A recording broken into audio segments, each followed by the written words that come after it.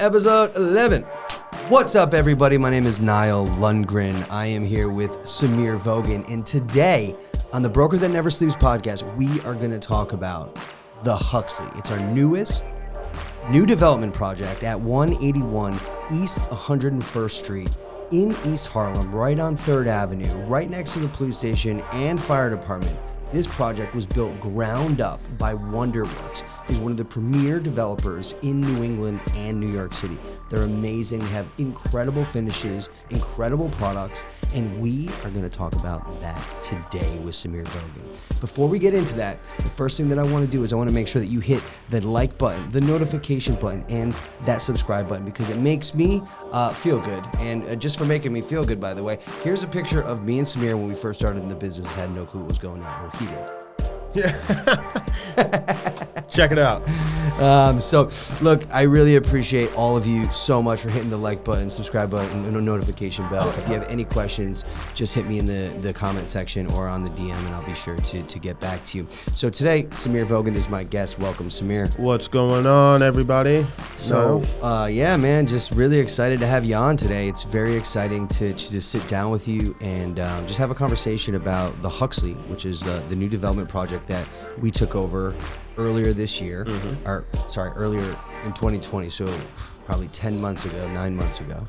And I just want you to just talk to me a little bit about it in your own words, how we got the project, how we started working the project, and the things that you've learned from running the project. Sure. Yeah. I mean, so I live on the Upper East Side, okay. So I live probably 12 blocks away from the Huxley, and it was last winter. The agents that were on the building and all over in new development in general. It's a time to take holiday and go off and do different things. But as the company was reaching out and some of the leadership here at Serhant was reaching out and, hey, can anyone cover this or can anyone cover that? Yada yada. I live in the area and stepped up and thought that they reached out to me and thought that I'd be good for doing some showings and covering them for about a month while the agents were gone. And so we even had Steven, who's doing things at Quay. So as a team in general, we were active still in the area. We built our team as such in different locations, and it just so happened that I was able to take care of that. And so when we take over any project or anything, we go all out. Absolutely. We don't half-ass anything on our team, or it's just not the way we roll. So obviously, if we're going to get an awesome looking new development building, great finishes, Italian custom finishes, all of that. The building was still not completely done yet, but nobody was moving in. Yeah, there. it was empty building. So you give our team a full empty building, we're going to create content.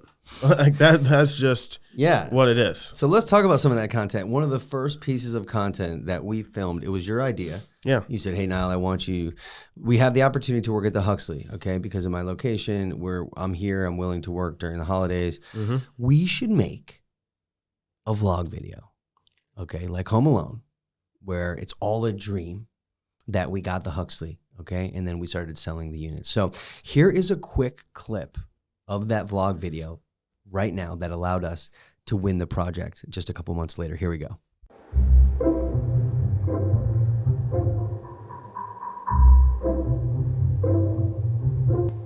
No, what's going on, man? The office is so dead right now. I know. Well, it's the holidays, so everybody's out of town, Yeah, I wonder why, but at least lucky us, we have the whole office to ourselves. I know. Perfect time to rip calls, bro. What the...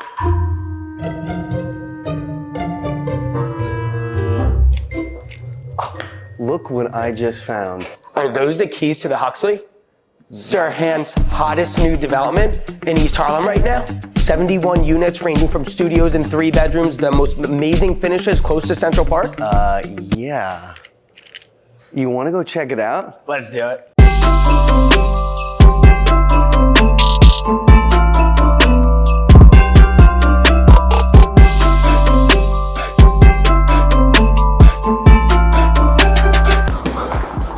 Dude, call Samantha right now. I'm gonna call Samir. Let's call the team.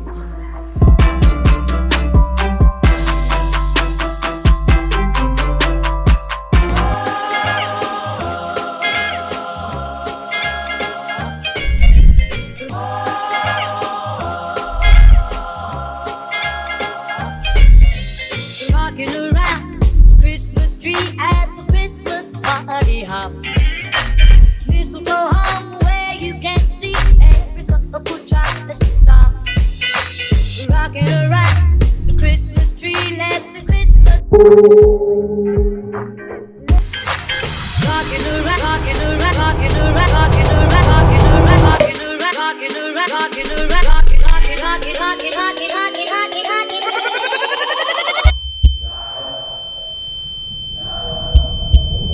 Nile,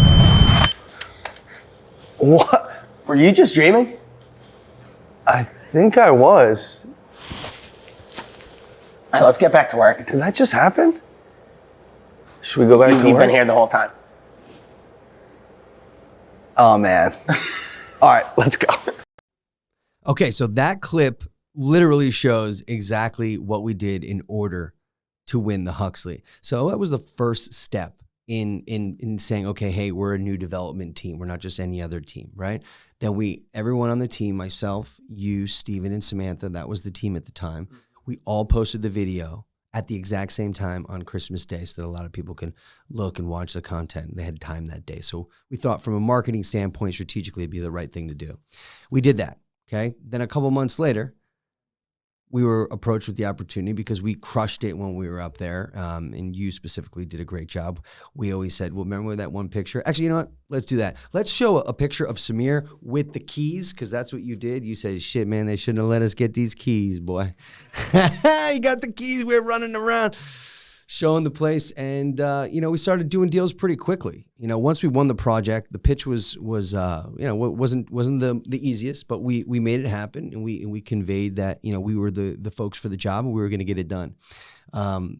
Then we got the project. I was literally on site with Samir the first day, and the first showing we ever had, we secured an offer, and then that was the first closing we ever had. So it happened pretty quickly, and what I love to do is whenever I get a new project is just understand who the demographic is, who your buyer persona is, who your avatar is, number one. Number two, our goal is to bring offers. So even if they don't want to make an offer, I would always encourage someone to make an offer, right? And in this case, she wrote an offer form on site right then because, I'm not really going to wait for her to go home and make me an offer. Let's do it then. Sure. And then I started communicating to you, okay, these are the things verbiage-wise that I think I need you to start using. And we started working together in fine-tuning our pitch in our craft so that once we had the people in place, we could capitalize on those opportunities. So tell me just a little bit after I kind of did that first deal and then started setting you up, what would happen, not only from what to say to the clients, infrastructure standpoint, but then, building out the office, getting the interns, building out the systems. Yeah. Talk to me just a little bit about that process when, marketing the Huxley. Yeah, I think the first step was we kind of saw how our new development team in Serhant in general likes to operate a little bit. And it was pretty similar to how, we operate as a team and operate at a couple of our other buildings. So that from that standpoint, it was really easy to implement and not think too much about like, oh, what do other people need and how do we need to do this and how do we need to do that? It really just allowed me to hone in and focus on, okay, that's how they want it done. We do a lot of the similar things. So like that process and that step will get taken care of. No problem. Bam. Then the next step is the showings and securing offers and securing deals. Coverage. And, with a brand new building and new development, we understood that there kind of is no. It's like bring offer. We're not dealing with, some Jimmy and Joe. Yeah, if it's a hard no, it's a hard no. It's all good. But like our job's to bring offers. So. That's it. And it's like, we are good at handling objections because that, it's all we've been doing. That's all we do. It's like, how you handle objections and how you really get down to the minutia and the fine point of like, why did the buyer say this or why did the, potential. Because it's not black and white. There's not always this gray area that you have to interpret and listen and all this jazz. Yeah. So, and you're having, people come off the street and when you're dealing with new developments, it's completely different. Like you're selling the building, you're selling the atmosphere is showing, the energy of the building, the environment, the neighborhood, the doorman, the elevator, everything. Everything. You have 10 different floor plans to show, so don't get locked in on one specific floor. Oh, you plan. don't like this? Shit, great. Yeah. Me either. Let's go to the next one. Oh, Bam. you like this? Great. Let's focus. So we want a higher floor? You want a lower floor? What are we gonna do? Yeah, so it's just a little bit it's fun in the sense of like doing that, right? So now we're, and then we're building out a team, right? We need the infrastructure to be able to, respond to the developers quick, respond to the buyers that just stopped through fast, get them the information that they need. Visitor tracker, logging all the information, daily reporting, weekly reporting, developer meetings. I mean, if it's one person or two people and you don't have systems, I'm already exhausted just by saying that and listening to Samir for this time. So what we've done, and one of the reasons for our incredible success at a very challenging project and price point and location, by the way, is because we're just animals and we just get after it every single day. And if you want to get it, you can do it. But it really takes you to dig deep and to call that person that you've called 15 times that has told you no, Samir, no, Samir, no, Samir. But then you just keep calling them. And then eventually you wear them down and you get them back in the building. And once you get them back in the building, then you got them for good, right? Now they live in the building. So that happened a couple of times. So I think one of the main things that, I love about you, and hats off to you for working on this project and doing it so great, is to a degree, you just keep going, even when it looks like, I like to say, like, you're a little dumb. Right? I'm also a little dumb. I've been doing this for 15 years. And for the first 12 years, I was making very little money, decent money, surviving, meeting great people. But, people are like, you're an idiot. Why don't you come back home? I'm from Connecticut. My family's like, just come to Connecticut. You're struggling. This looks like it's hard. And I was like, but I like hard. Yeah. I want hard because I know that in the challenging moments, that's where I grow and become the best version of myself. Mm-hmm. And, that was a lot of the really great things that I kind of implemented or installed into you is that having that drive. So tell me a little bit what changed this summer, because we were doing pretty decent amount of deals when the interest rates were at 2, 3, 4%. Then the interest rates started jumping up to 5 to 6% in the summertime. Yeah. And then we had to navigate that. So somebody who would go in February or March or April who would buy at the Huxley, their monthly payment might be $2,200. Now that monthly payment is $2,800, $3,200, $3,500, which is almost double in some cases. And it's like extremely taxing. So how did you, infrastructure-wise and general real estate skill-wise, pull off almost the impossible? I mean, hats off to you, man. So, by the way, I'm obviously there and I'm managing Samir in the whole process, but I gave a lot of responsibility to you because I know that with your 4 years of working with me in my very serious and specific type of training, that you were totally prepared. Now, when you did this, and sorry to cut you off, is when you did this, it was very difficult for me to release the reins a little bit, but that was something that I felt. That was something that I felt was necessary for me to give you the confidence to say, all right, Nile's not micromanaging everything, and I really let you kind of run with it. And you did an excellent job. So just tell everyone about that experience, what you did, how you did it, who you brought into the fold, and what happened. Yeah, so we hired like 6 interns over the summer.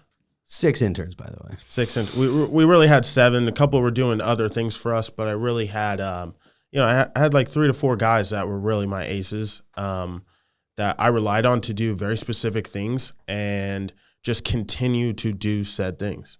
Like their summer, we might have, told them this, that, and the other, but, we're talking very, very specifically. And what I first realized is when you're dealing with new development, a lot of these agents and buyer side agents, all being great in everything, they might not have new dev experience. Mm-hmm. And it's a different sale. It's a different sell. You have to know how to coach your client on what to expect with a new dev. Exactly. And what they're getting with the new managing expectations. Managing expectations, but also, talking about all the benefits and those sort of things. So not only did I learn very fast that you're not, just talking to the buyer, you're talking to the agent as well. Yeah. And a lot of deals that we do end up, I'd probably say 70-75% of them are direct because we can, coach and teach the buyers what to do. But in those times that you are dealing with buyers agents and other people that are making decisions,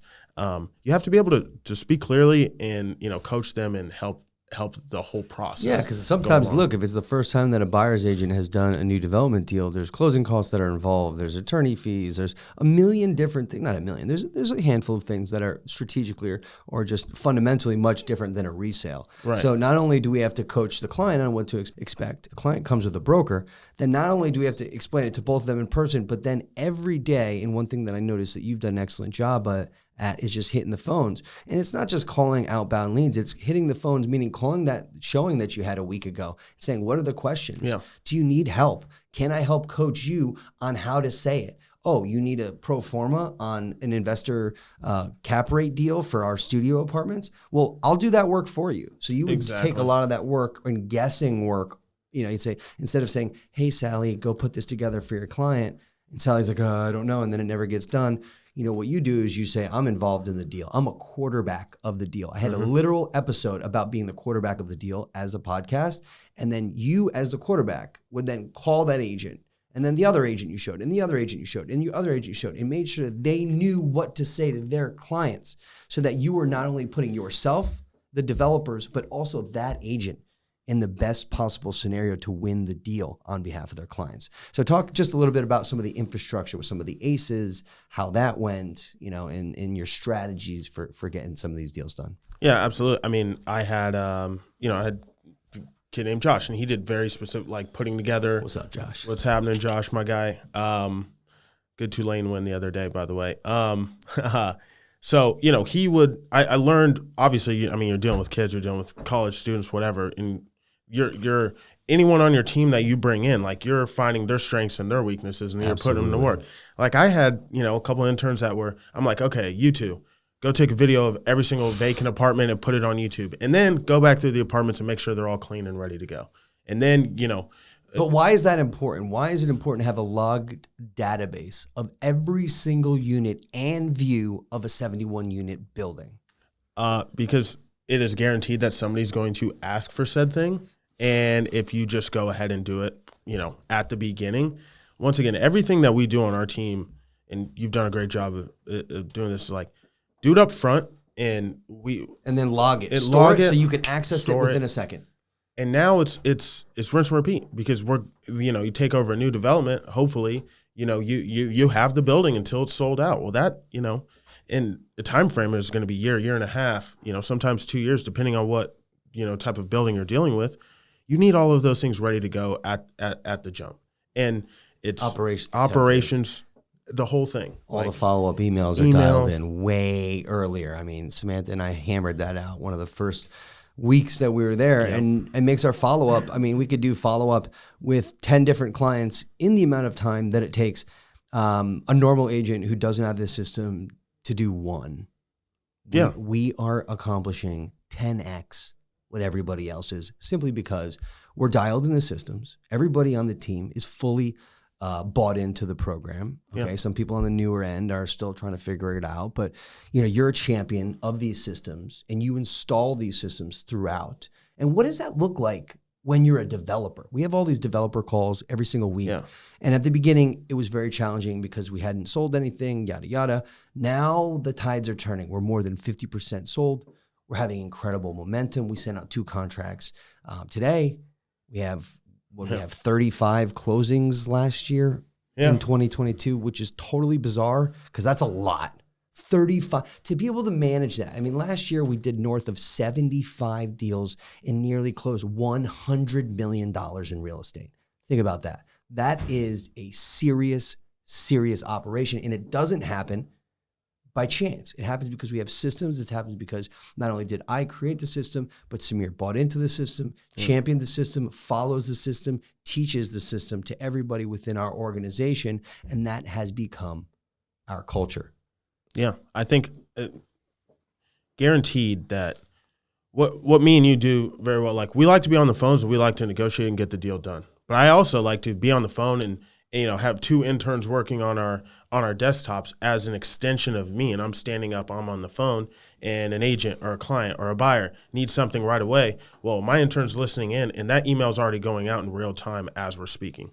So like there's that. And the speed and the reaction time developers pick up on that and they understand, like, a lot of our deals get done after hours. Like, we have set open house times every single day, which one of our agents on our team will be there on site no matter what, because people see open house times and it might say by appointment, but people just walk by a building and they walk in and shit, we're doing, we just did 2 deals, walk-ins, cash, $1.3 million deals, cash, people walking up. Hold on, let me digest this. So you did $2.5 million in deals in December of 2022 just because you were at the building and that person just randomly walked in outside of an open house time. Walked in.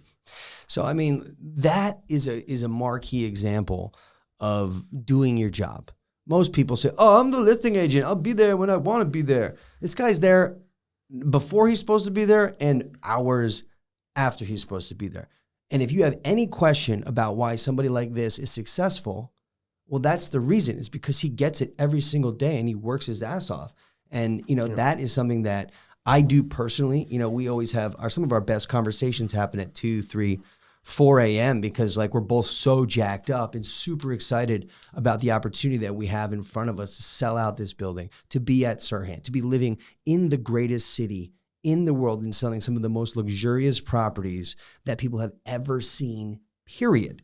What a blessing, you know, and to have the opportunity to then take all the skills that we've learned and then package it all into a new building project like the Huxley, and to see it kind of really, not only did we sell the Huxley out, and I thought that was, sold a lot of the Huxley, not all of it, not yet, very soon though. And there's been a lot of growth in that, but I would say that the most amount of growth that I've personally seen has come from Samir, personally, as a leader, because when he was working with me, even when he first came here, it was just me and him. We were just he was the junior guy. Yeah, running along. He did almost administrative stuff, assistant stuff, and then to give you the opportunity to run the Huxley full speed, okay? Mm-hmm. That gave you an amazing set of responsibility.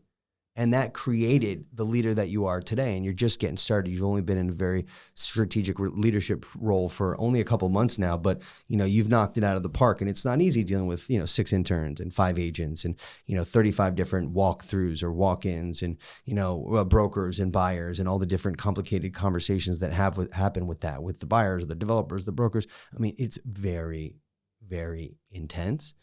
But the leadership that you've seen, especially when I interviewed, this is how I figured out that Samir was really crushing it, is when every time I have an interview with, or every time I have an intern, at the end I interview the intern. It's called an exit interview. If you look at my YouTube page, there's a couple of them from years ago, but I have a lot more that are in unlisted links. And I ask questions like, what did you learn this summer?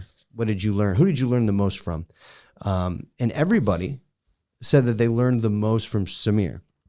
And I said, this is a question that I always ask. I said, so how long do you think Samir's kind of been, managing and doing that? Because you've been doing it at that point for 2-3 months. Yeah. And then the interns came. Yeah, at most. At most. And then the interns came, and I said, at the end, I'm like, how long do you think Samir's been doing this? And he's been doing this for years. He's got to be doing it for, I'm like, dude, by the way, this is his first project.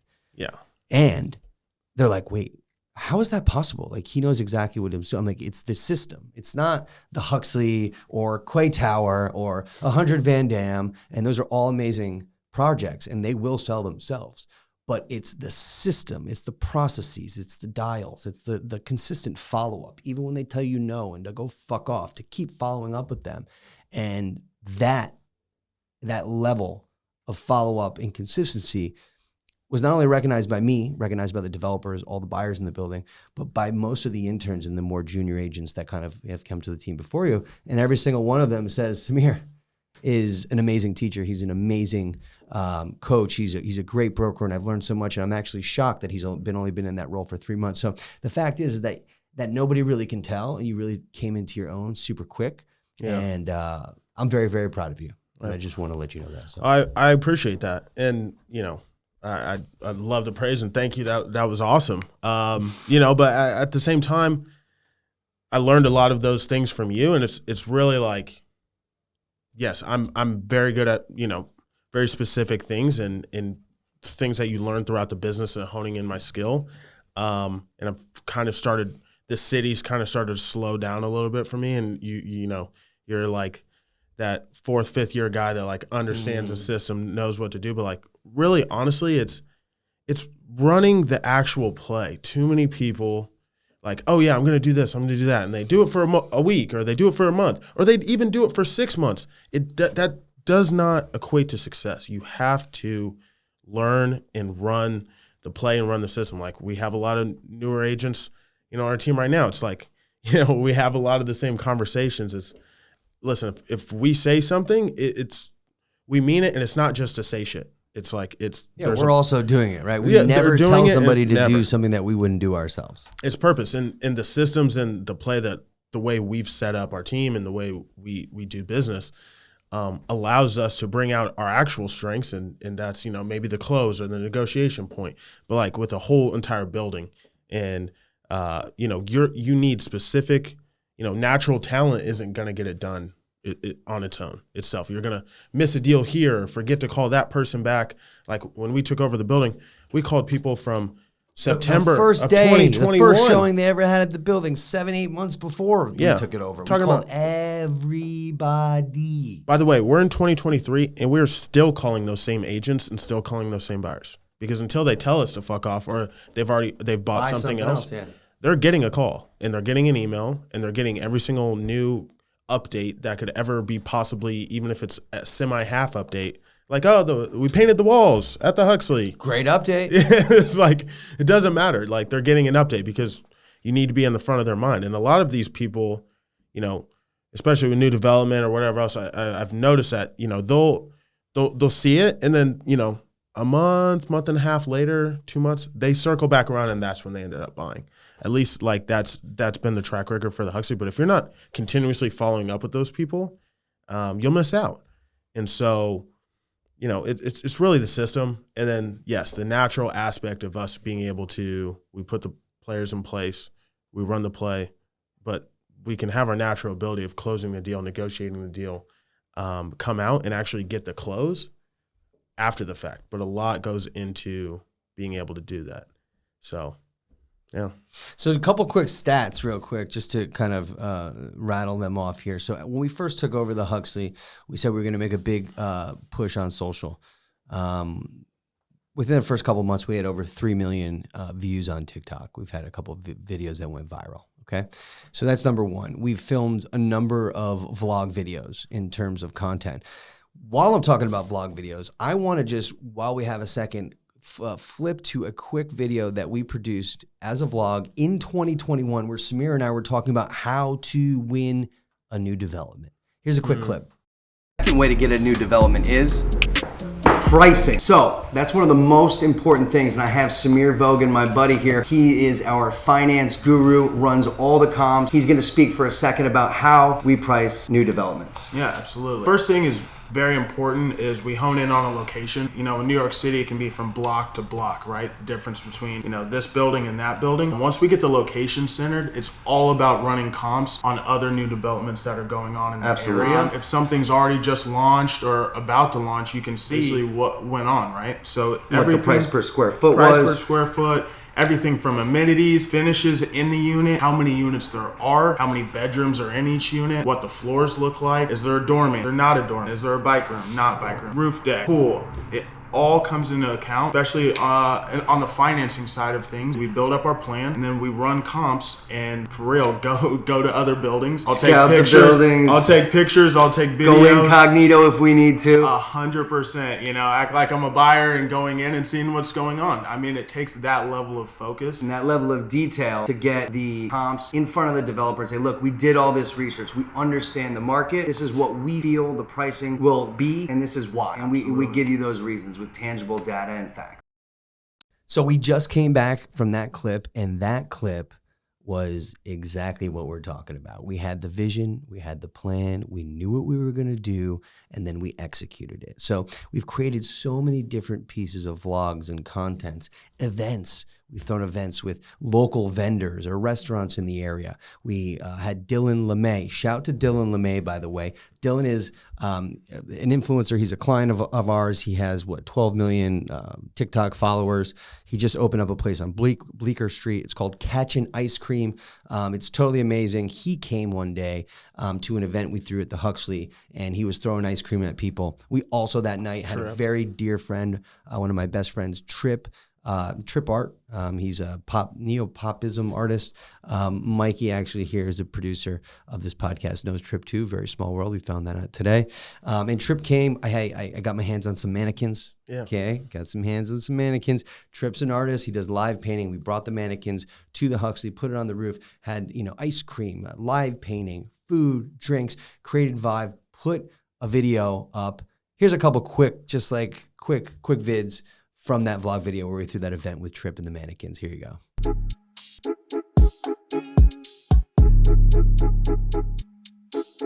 We found all this clothes from my Burning Man supply kit. And this is like break in case of an emergency. And we're breaking it right now. How's that look? Yeah, and I literally got an arm.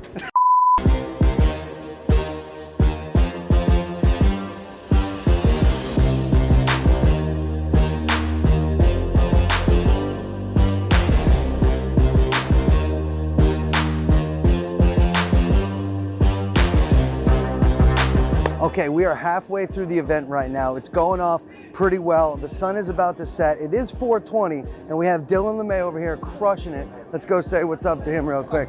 This is Dylan. Just say hi to Dylan right now.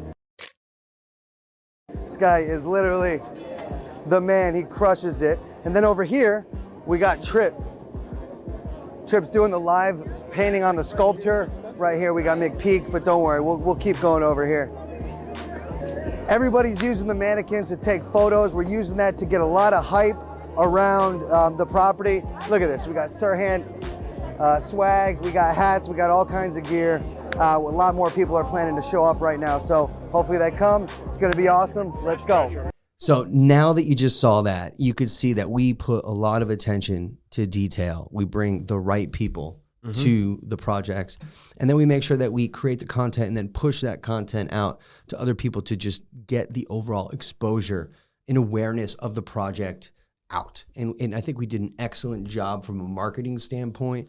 I lead a lot of the marketing initiatives within the team, and then Samir's kind of the day-to-day, making sure that all the people that need to get followed up with are getting followed up with and the showings are happening, et cetera. So it's a great combination and a great balance, because the way that I could see it from a 30,000 square foot level is I'm like, okay, I think we need to do this now. And you're like, well, I don't need that guy here. I'm like, nope, we're going to hire a guy for the event, so you have a runner. I can't have you doing hosting, setting up tables, doing that. And you didn't want to do it at the beginning, Samir, but I said, fuck off, bro. I'm paying the guy. I don't care. He's going to be there at this time. Use him, right? So I make sure that the infrastructure for you is there so that you're able to execute at a very high level. So I'm just really proud of you, and I want to talk about the Huxley today, and I want to just thank you all for listening to this podcast. Before I exit, I just want to ask you a quick question. What do you see happening this year, 2023? I mean, tell me just a little bit about the Huxley. We have, 40% left to sell. How do you see that selling out? And what do you think are some of the expectations that you have as we get into 2023? Yeah, I totally expect, to continue our track record of, we're averaging for the last 4 or 5 months, we're averaging a contract a week. So based on that, by the end of summer, we should be very, very at the tail end of the building. Continue to grow the team. We're going to continue to crush that. We've got some stuff in the works now. We have some stuff in the works. I'm excited. It's sonic boom time. I think that we've reached a level of setting the pieces in play, and now it's press the start button and just go to the moon. So, we have some things in the works. Don't know if we can talk about it right this minute. No, but, you guys are going to hear about it as it comes. We could only say a couple of things like more new devs and Miami. Yeah. But bienvenidos a Miami. We'll talk about that later. Después, okay? Yeah, it's the time's now, and I love it because we've had, some success moving forward, but we feel like we're just getting started, and it's 2023 is our year. And by the way, we're already on 2024. So already, I mean, if you're listening to this, 2023, guess already what? done. We did what we said we were gonna do. Boom. 2024, we're waiting for you. If Mars, Elon, the moon, Elon, the offer still stands, okay? Yeah. I've been telling you for a long time, Elon, you and I are going to work together. Just take over Mars. Samir, Ryan, and I will fly to Mars and we will sell plots of the moon for you as your exclusive space realtors. Yeah. What he said. Okay, what I said. All Yeah, right. I'm You down. got that, Elon? Thanks, bro. Appreciate it. So anyway, thank you so much, Samir. I really appreciate you, and thanks for coming on, talking about the Huxley. Very impressed with all of your hard work. You've literally crushed this building, and I'm just super grateful that every single one of you are watching this podcast. I know this was a long episode, but you have made it to the end. Please make a comment. It really makes me feel good. Please like, please subscribe, and like I always say, mash that notification bell because you gonna be notified of all the listings and all the videos that I be dropping. All right. Thank you so much. I cannot wait to share the next episode with you. Thank you, and we'll see you next time.